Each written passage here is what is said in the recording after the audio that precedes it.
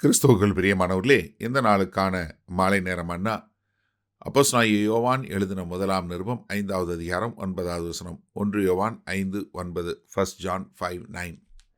நாம் மனுஷருடைய சாட்சியை ஏற்றுக்கொண்டால் அதை பார்க்கிலும் தேவனுடைய சாட்சி அதிகமாய் இருக்கிறது. தேவன் தமது குமாரனை குறித்து கொடுத்த சாட்சி இதுவே. என்ன? ஒரு ஒரு மனுஷ சாட்சியா தேவனுடைய சாட்சியான்னு சொன்னால் தேவனுடைய சாட்சி தான் பெருசு. அப்போ தேவனே தம்முடைய குமாரனை குறித்து சாட்சி கொடுத்திருக்கிறாரே. யோவான் 5வது அதிகாரம் 34வது வசனம் பாருங்க. கர்த்தராகிய இயேசு கிறிஸ்து, நான் ஏற்றுக்கொள்ளுகிற சாட்சி மனுஷருடைய சாட்சி அல்ல, நீங்கள் ரட்சிக்கப்படுவதற்காகவே இவைகளை சொல்லுகிறேன் அப்படின்னு சொல்லிட்டு 36வது வசனத்தை சொல்லும்போது, யோவானுடைய சாட்சியை பார்க்கல மேன்மையான சாட்சி எனக்கு உண்டு. அது என்னவெனில், நான் நிறைவேற்றும்படிக்கு பிதாவானவர் எனக்கு கற்பித்ததும் நான் செய்து வருகிறமான கிரியைகளே பிதா என்னை அனுப்பினார் என்று என்னை குறித்து சாட்சி கொடுக்கிறது. என்னை அனுப்பின பிதாதாமே என்னை குறித்து சாட்சி கொடுக்கிறார்.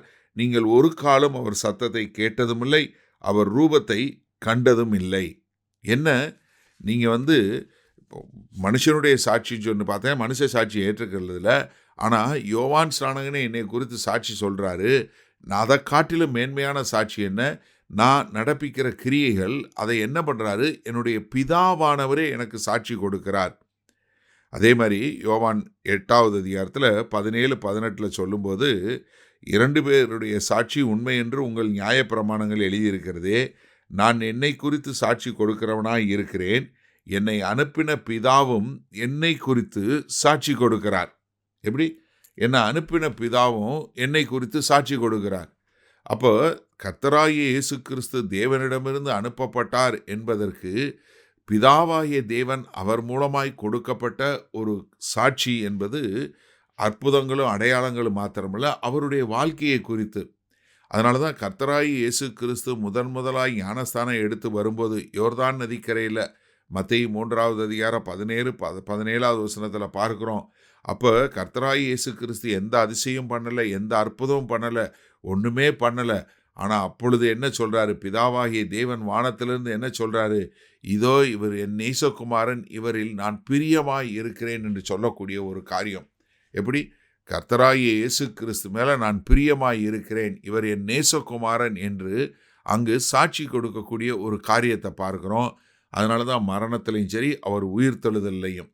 அது மாத்திரமல்ல, நம்ம பார்க்குறோம் யோவான் 3வது அதிகாரத்தில் நிக்கதேமு என்று சொல்லக்கூடிய போதகர்களுக்கு போதிக்கிற ஒரு பெரிய போதகர் பேசும்போது என்ன சொல்கிறாரு, ஐயரே, நீங்கள் தேவனிடத்திலிருந்து வந்தவர்கள் என்பதை நான் விசுவாசிக்கிறேன். காரணம், ஒருத்தன் தேவன் தம்மோட கூட இருந்தால் இப்படிப்பட்ட கிரியையெல்லாம் நடப்பிக்க முடியாதே என்று ஒரு பரிசேயனே அங்கே சாட்சி சொல்லக்கூடிய ஒரு காரியத்தை நம்ம பார்க்குறோம்.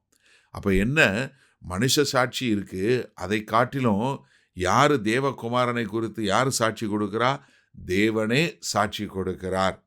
சரி, இந்த நாளில் இந்த வசனத்தை நம்ம எப்படி எடுத்துக்கொள்வது? அதாவது நன்றாக நம்ம புரிந்து கொள்ளணும். பிதாவாகிய தேவன் இயேசு கிறிஸ்துவோடு இருந்தார் என்பதற்கு எது அத்தாட்சி? வெளியரங்கமான அத்தாட்சி உண்டு, உள்ளுக்குள்ள ஒரு அத்தாட்சி உண்டு. அது மாத்திரமல்ல, அவர் மூலமாய் நடப்பித்த கிரியைகளும் ஒரு நல்ல சாட்சியாக இருக்கிறது. அதனால தான் இயேசு கிறிஸ்து திரும்ப திரும்ப என்ன சொல்கிறாரு, என் கூட பிதா இருக்கிறாருங்கிறதுக்கு நான் செய்கிற அடையாளங்களே உங்களுக்கு சாட்சியாக இருக்கிறது, பிதா என் மூலம் நடப்பிக்கிற கிரியைகளே உங்களுக்கு சாட்சியாக இருக்கிறது என்பதை குறித்து மிக தெளிவாக உங்களுக்கு சொல்லிக்கிட்டே இருக்கிறாரு. என்ன, பிதாவாகிய தேவன் குமாரனாகிய கிறிஸ்து மூலமாய் செய்யக்கூடிய அடையாளங்கள் எதை குறிக்கிறது?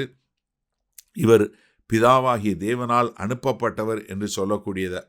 யோவான் 6வது அதிகாரம் 38வது வசனத்தில் கர்த்தராகிய இயேசு கிறிஸ்து சொல்லும் என்ன சொல்கிறாரு, நான் எதற்காக வானத்திலிருந்து இறங்கி வந்தேன், எனக்கு பிதா நியமித்த காரியங்களை செய்வதற்காகவே, அவருடைய சித்தத்தை நிறைவேற்றுவதற்காகவே நான் வானத்திலிருந்து இறங்கி வந்தேன் என்று ஒரு நற்சாட்சியை இயேசு கிறிஸ்து கொடுக்கிறாரு.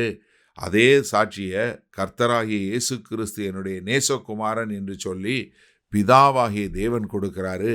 இன்றைக்கு இந்த செய்தியை கேட்டுக்கொண்டிருக்கிற உங்களுக்கும் எனக்கும் நம்முடைய இருதயங்களில் பரிசுத்த ஆவியானவர் அவர் தேவனுடைய குமாரன், அவர் தேவனிடத்திலிருந்து வந்தவர், ஒரு நாள் திரும்ப வரப்போகிறார், வந்து எல்லாரையும் நியாயம் தீர்க்கப் போகிறார் என்கிற ஒரு சத்தத்தை நம்முடைய இருதயத்துக்குள்ள பரிசுத்த ஆவியானவர் சாட்சி கொடுக்கிறார்.